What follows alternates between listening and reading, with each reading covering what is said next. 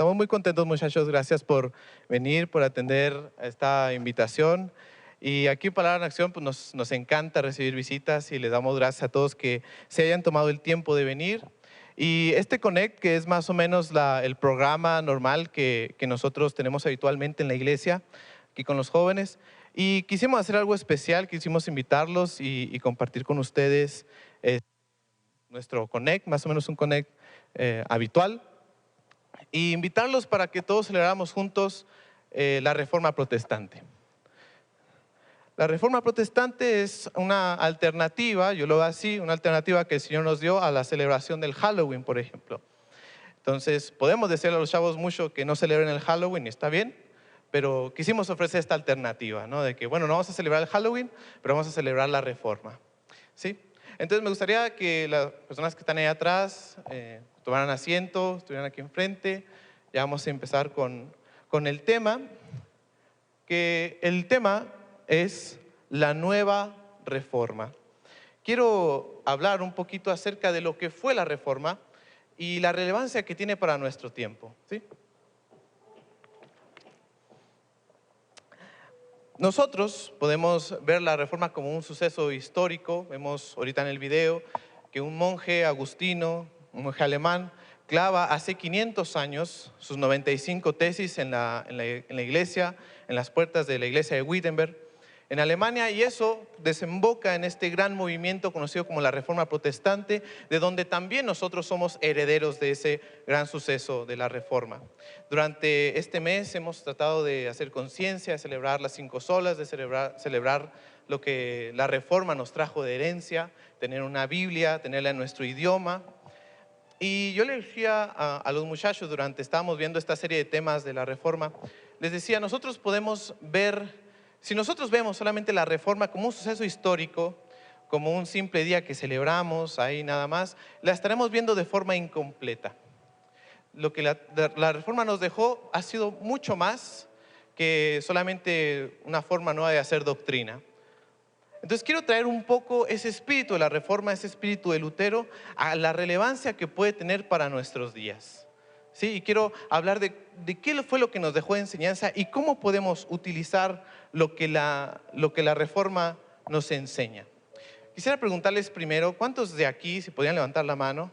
Espérate, Pedro. ¿Cuántos de aquí nacieron en la iglesia? Bueno, son bastantitos, ¿va? Yo también nací en la iglesia. ¿Tú también, Isaí? Bastantes nacimos en la iglesia. Y quiero hablar primero acerca de la situación actual que está viviendo nuestra iglesia. Quiero hablar un poquito de nuestro contexto. Fíjense, la situación actual de la iglesia es que ha perdido mucha influencia y mucha relevancia en la cultura y en la sociedad. Hemos perdido mucha influencia en la parte musical, en la parte política, en la parte social. Hemos perdido bastante de nuestra presencia. Porque fíjense, incluso antes de la Reforma, la Iglesia Católica era la que impulsaba el arte, la que impulsaba la ciencia, la que impulsaba la escritura incluso. Cuando llegó la Reforma trajo un montón de cambios sociales, de los cuales hoy todavía seguimos disfrutando: los derechos humanos, la igualdad, la democracia, un montón de cosas que en Occidente seguimos disfrutando. Todo eso trajo de herencia la Reforma, y era la iglesia algo de influencia en la sociedad.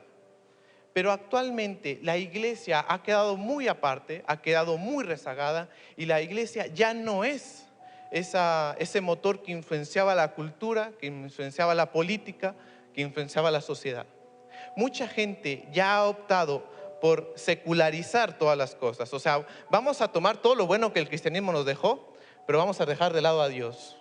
Ese es el secularismo, hacer un lado a Dios.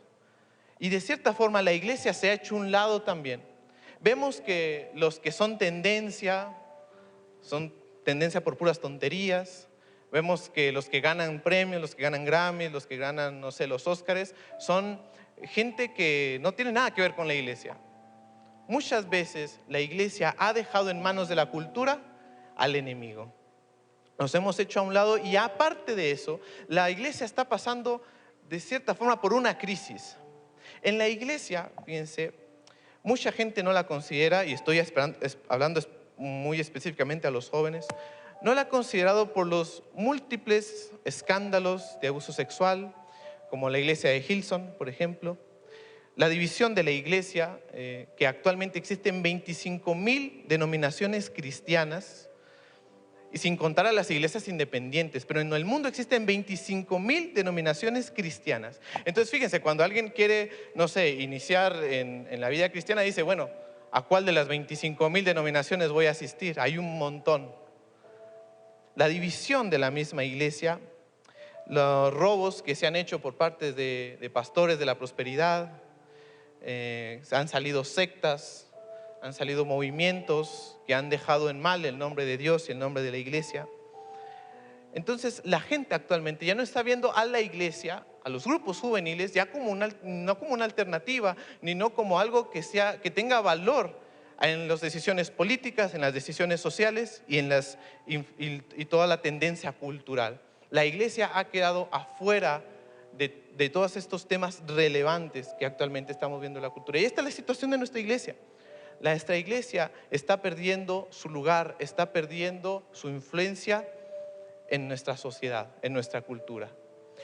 Y hay algo muy interesante con esta situación de la iglesia, es en la forma en la que está creciendo la iglesia. Fíjense, a pesar de todas estas cosas que dije, los sociólogos han descubierto algo muy interesante. Es que en Europa y en Latinoamérica se ha estado viendo cómo la iglesia católica tradicional ha perdido muchos feligreses, ha perdido mucha gente que era parte de la iglesia, ha perdido mucha influencia en Europa, pero algo muy interesante es que ha perdido esa influencia también en Latinoamérica. O sea, la iglesia católica, por así decirlo, ha ido un poquito decreciendo y al mismo tiempo están creciendo dos grupos principales, que son las iglesias evangélicas, las iglesias protestantes como nosotros, y los no religiosos. Los no religiosos son los ateos, los agnósticos, gente que cree en Dios pero que no se congrega, por ejemplo. Y al mismo tiempo están creciendo las iglesias evangélicas y la iglesia católica, de cierta forma, está perdiendo su influencia en Europa y aquí también en Latinoamérica. Está perdiendo feligreses conforme al paso de los años. Pero hay algo muy interesante en cómo la iglesia evangélica, la iglesia protestante, está creciendo. Estamos creciendo, muchachos, de la misma forma que crecía la iglesia católica. ¿Cómo crecía? Bueno, vemos que mucha gente se denominaba, bueno, yo soy católico porque es cultura, ¿no? Es algo muy propio de la cultura mexicana y también mucha gente se denominaba así porque así había crecido, porque eso se le había inculcado desde niño. Y era lo que, ellos se etiquetaban a sí mismos, bueno, es lo que me enseñaron, es lo que yo creo, es lo que me inculcaron y es cultura, entonces yo me catalogo como, bueno, yo soy católico también. Y así así es como está también actualmente creciendo la iglesia católica. Y de esa misma forma se está creciendo también la iglesia cristiana. Ahora somos de las iglesias que más crece, pero la forma en la que estamos creciendo es más por los nacidos en la iglesia que por los nuevos convertidos. En un porcentaje mucho mayor, la iglesia crece porque los hermanos tienen hijos entre ellos que por nuevos convertidos. Ahorita vimos, la mayoría de los que estamos aquí nacimos en la iglesia. Los niños que ahorita ves en tu congregación van a ser los próximos jóvenes. Los preadolescentes y los adolescentes van a ser los próximos jóvenes. Ya llevamos 2 o 3 generaciones que están teniendo una fe similar a la que víamos en la iglesia católica, de crecer en la iglesia, creer en Cristo, ser cristianos porque se me inculcó, porque es cultura, porque toda mi familia lo es, bueno, yo también lo voy a hacer, porque todos mis amigos son cristianos y es la única religión que conozco, entonces yo también lo voy a hacer. Y muchos jóvenes están creciendo de esa misma forma, porque se les inculcó serlo. Se había tenido el concepto de que en la iglesia cristiana eso no pasaba. Se tenía el concepto de que, bueno, ahí sí, en la iglesia católica es diferente, pero bueno, en la iglesia cristiana no es así. La gente se convierte por una convicción propia. Pero lo que se han estado viendo los sociólogos de la religión es que la forma en la que las iglesias evangélicas crecen de mayor forma es por los nuevos convertidos, por la gente nacida en la iglesia, a comparación de los nuevos convertidos. Ya me ha tocado ver varias veces donde ya estoy un poquito viejo, Ya me ha tocado ver varias veces saltos de generaciones y veo que los nuevos grupos de jóvenes, por ejemplo, fueron niños que me tocó ver y que ahora ya son líderes, que ahora ya son parte de un grupo juvenil. Y ese es como que el modelo principal en el que la iglesia ha estado multiplicándose. Nuestros abuelos, por ejemplo, o nuestros padres hicieron ese salto de una religión a otra. Por ejemplo, mis padres eran católicos, hicieron ese cambio. Pero muchos de nuestros padres ya nacieron en la iglesia. Nosotros nacimos en la iglesia y los hijos que vayamos a tener van a nacer en la iglesia. Ya van a nacer inculcados a seguir la fe cristiana. Estamos más o menos copiando un poquito el modelo de la Iglesia Católica. Estamos creciendo por una crianza y ya no tanto por una convicción. Y estoy generalizando, obviamente no es así en todos los casos. Y hay otra dificultad que también está pasando en nuestra iglesia, que no hemos podido ayudar a esta nueva generación. No hemos podido hablar de acuerdo a las necesidades de nuestra cultura y de nuestro contexto. Por ejemplo, la iglesia no trata, y seamos honestos, en la iglesia no se trata el tema del suicidio, siendo de que el suicidio es la segunda causa de muerte de jóvenes de 15 a 29 años y Chihuahua es el estado que más muertes por suicidio tiene en toda la República. En la iglesia no se habla de la pornografía, siendo de que el 90% de los adolescentes de 13 años en adelante la consumen. No se habla acerca del divorcio, siendo de que Chihuahua es el estado donde la gente más se divorcia, o uno de los estados donde más la gente se divorcia. No se habla acerca de la depresión, siendo de que es una epidemia que como jóvenes estamos teniendo, y no solamente como jóvenes, sino en todas las edades está llegando esta enfermedad de la depresión. No se habla de la salud mental, no se habla de la sexualidad.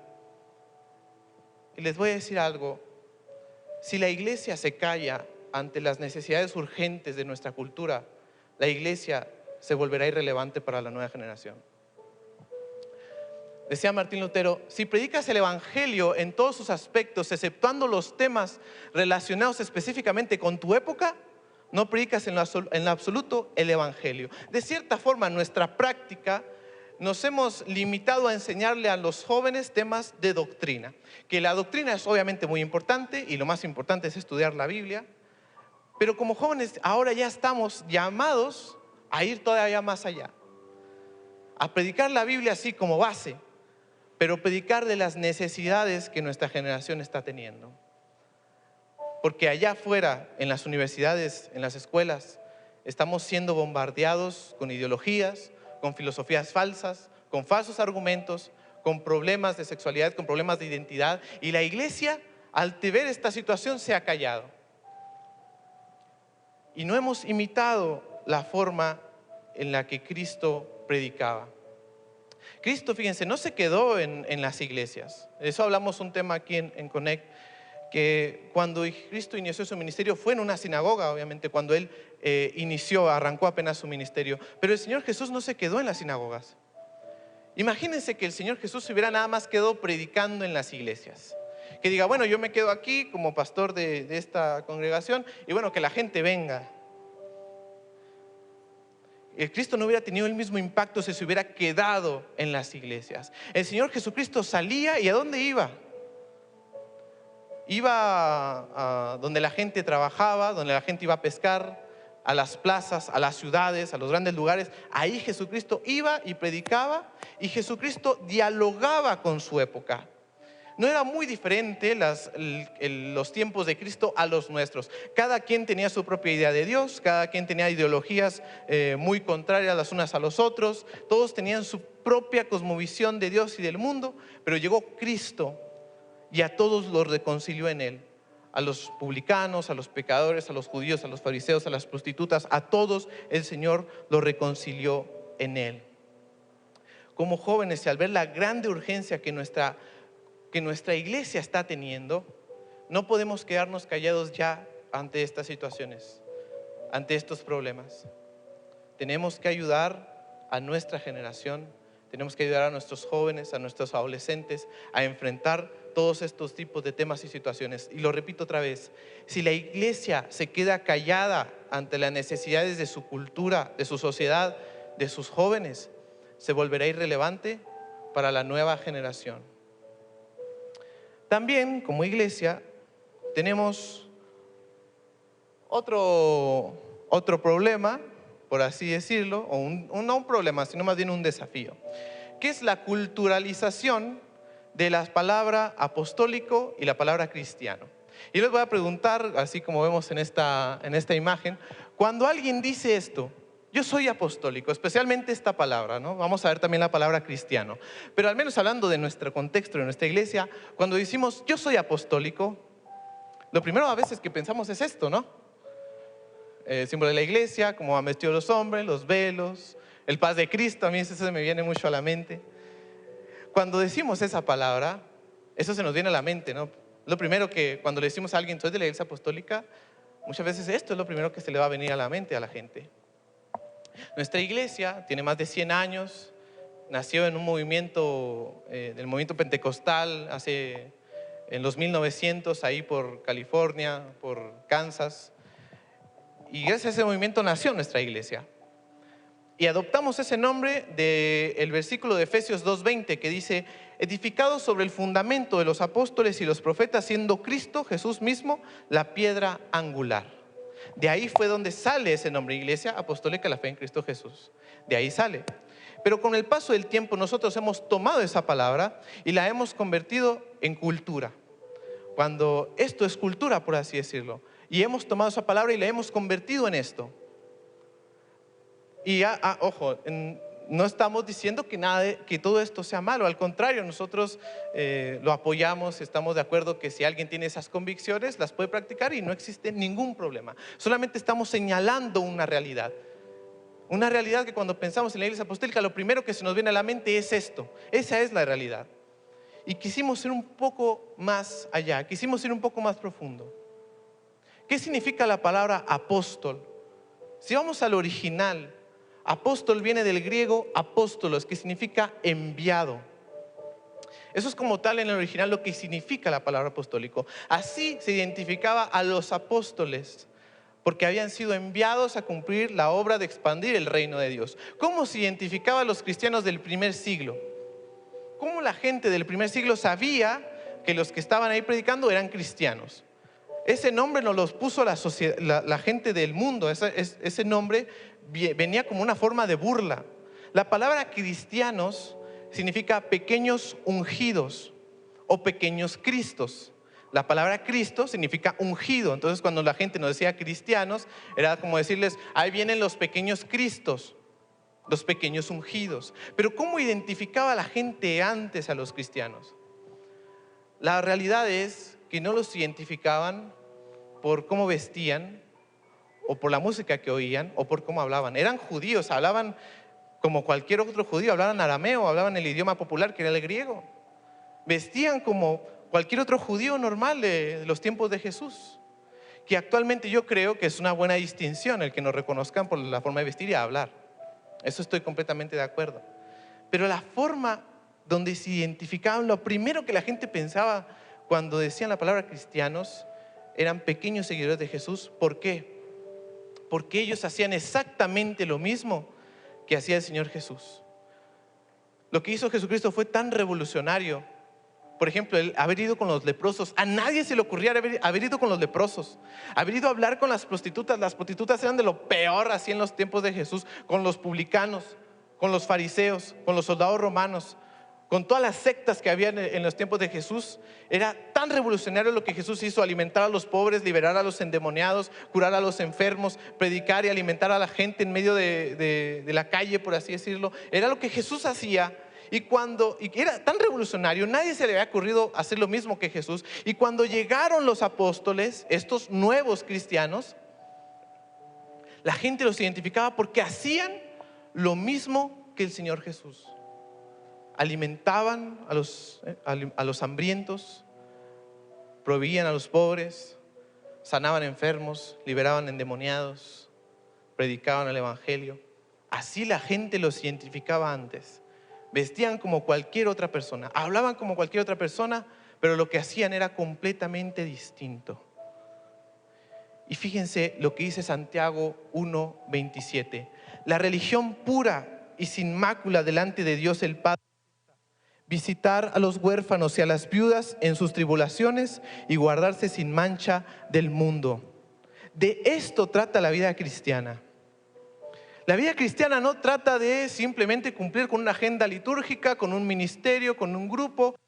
No trata solamente de eso la vida cristiana. La vida cristiana siempre ha tenido que ver más con el ayudar al prójimo, con el ayudar a la comunidad y a la sociedad. La vida cristiana siempre ha tenido que ver con eso. Lo que Cristo les estaba diciendo era, lo que dice la Biblia aquí, parafraseándola podríamos decir, quiero que vayan y visiten a la gente que está en las prisiones. Quiero que vayan allá donde hay gente que está pasando hambre y quiero que vayan y los alimenten. Quiero que vayan y visiten a los ancianos, a los niños, a las viudas. Quiero que a los que están pasando por momentos difíciles de depresión, de adicción, vayan y los atiendan. Esto es lo que significa ser cristiano. Si alguna vez has tenido una duda de cuál es mi llamado, cuál es mi posición en la iglesia, qué es lo que debería de hacer, esto es lo que debemos de hacer. Esto es lo que el Señor más le importa, más que cualquier otra cosa. Lo que el Señor quiere, lo que el Señor ve como puro y como lo que más ama es esto: ir a visitar a los huérfanos y a las viudas en sus tribulaciones. Ir a visitar a la gente que está pasando por problemas de depresión, de ansiedad, a la gente que pasa hambre, a la gente que está en las prisiones. Ese es el ministerio cristiano, y así es como nosotros deberíamos de ser reconocidos. Esto es muy bueno, como vemos aquí, que nos reconozcan por esto. Es algo muy bueno, pero ¿no creen que sería mucho mejor que cuando la gente, o cuando le digamos a la gente, yo soy apostólico, pensaran en esto primero? ¿No sería mucho mejor eso? ¿No sería mejor que cuando yo le diga yo soy cristiano a una persona, lo primero que piense, le digo, este vato escucha música cristiana, viste una camisa con una cruz, es buena onda? No, que lo primero que piense esa persona cuando le diga yo soy cristiano y yo soy de la iglesia apostólica, lo primero que pensara fuera esto. ¿No sería mucho mejor? Y esta es justamente la reforma que aquí desde Palabra en Acción estamos proponiendo a los jóvenes, porque yo estoy muy confiado que la nueva reforma va a iniciar por sus jóvenes. Hay un punto que se hablaba en la reforma, que fue Martín Lutero quien dijo estas palabras: Ecclesia semper reformanda est. En latín, lo que significa la iglesia debe vivir en una constante reforma. ¿Por qué? Porque los sistemas que un día fueron liberadores, los sistemas que un día fueron revolucionarios, con el tiempo se vuelven sistemas opresores. Lo que un día fue una idea nueva y revolucionaria, con el tiempo se hace vieja y se hace obsoleta. Y conforme avanza la sociedad, avanza el tiempo y van cambiando las generaciones, la iglesia debe de ir cambiando la forma en la que está predicando el evangelio. La iglesia debe vivir en una constante reforma. ¿Por qué? Porque Martín sabía perfectamente que si esto no sucedía, que si la iglesia no vivía reformándose continuamente, iba a pasar lo mismo que con la iglesia católica. Iba a implementar sistemas obsoletos, iba a implementar sistemas que fueran opresivos con el paso del tiempo. Por eso la iglesia constantemente debía de examinarse y de reformarse constantemente. Y esta es la reforma que estamos nosotros proponiendo. No les estamos diciendo vamos a hacer una nueva división y vamos a hacer otra iglesia y vamos a desmantelar todo. Eso no es reforma. Eso no serviría de nada. Lo que quiero mostrarles es, así como la reforma fue el señalar lo que debía de ser la salvación, que la salvación solamente era por medio de Cristo, Martín Lutero no señaló nada nuevo, simplemente señaló cómo deberían de ser las cosas. Y esta reforma quiere hacer exactamente lo mismo. Esta nueva reforma es, no vamos a hacer algo novedoso, algo moderno, sino vamos a hacer lo que se supone que somos llamados a hacer. Lo que dice Santiago 1:27, vayamos y visitamos a los huérfanos y a las viudas en sus tribulaciones. Que ahora, y para mí esto sería un sueño, que ahora cuando a la gente le digamos yo soy cristiano, yo soy apostólico, pensara primero en alguien que hace ayuda social, en alguien que ayude a su comunidad y a su sociedad, a sus jóvenes, a las nuevas generaciones. La iglesia, muchachos, debe de tratar continuamente de ver la forma de cómo ayudar al mundo, porque para eso fuimos llamados. Para eso fuimos llamados más que cualquier otra cosa. Más que un ministerio, más que un trabajo, más que cumplir con una agenda, nosotros somos llamados a hacer lo mismo que Jesús. A ser alguien que salía, a ser alguien que veía por los enfermos, alguien que venía por los oprimidos. Y todos conocemos gente así. Todos conocemos personas que están batallando, personas que tienen adicciones, personas que están en la pobreza, personas que tienen dificultades. Todos conocemos a uno, al menos uno. Y como iglesia estamos llamados a atender aquellos problemas que nuestra comunidad está sufriendo. Me gustaría, si me pudieran ayudar los músicos, si nos podríamos ir poniendo de pie.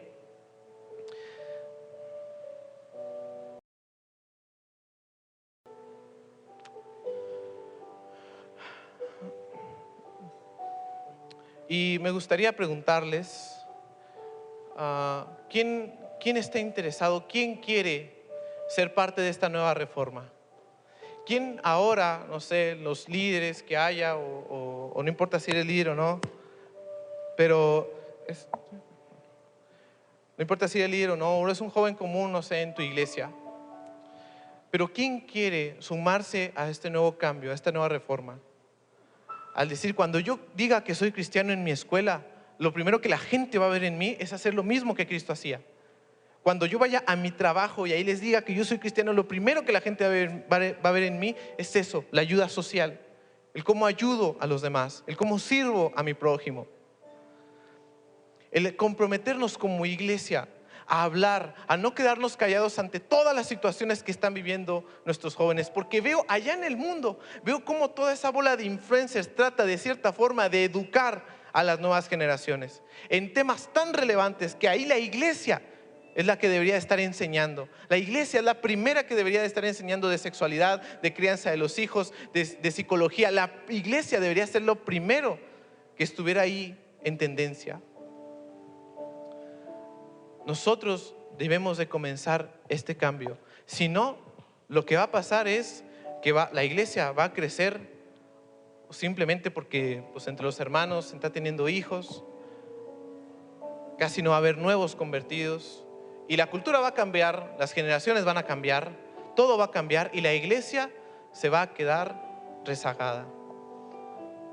Pero existe una esperanza para nosotros como jóvenes, que si ponemos en práctica lo que el Señor Jesucristo hizo, el salir, el hacer la obra fuera ya de una iglesia, fuera de un templo, es así como nosotros vamos a impactar a los nuevos jóvenes, saliendo, atendiendo todos los dilemas, no quedando callados, no quedando inconformes nada más.